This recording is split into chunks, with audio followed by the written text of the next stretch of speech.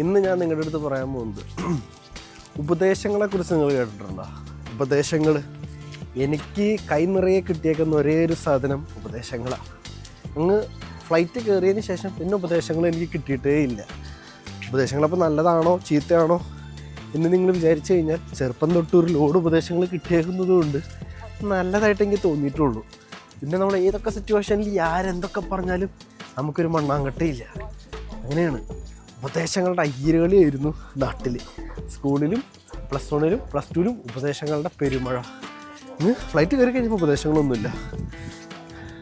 ഒറ്റവാക്കി പറഞ്ഞു കഴിഞ്ഞാൽ നിങ്ങൾ നിങ്ങളുടെ കാര്യം നോക്കുക. ഉപദേശങ്ങൾ വരും പോവും. അതിനകത്ത് ആവശ്യമുള്ളത് നിങ്ങൾ എടുക്കുക. പലരും പറയാൻ കേട്ട് ഡെസ്പ് ആവാതിരിക്കുക. കാരണം ഇവിടെ നിങ്ങൾ ജോലി ചെയ്യുന്നവരാണ്. അവിടെയുള്ള മാനേജർമാരുകൾ ചില ചെറ്റകൾ പലതും പറയും.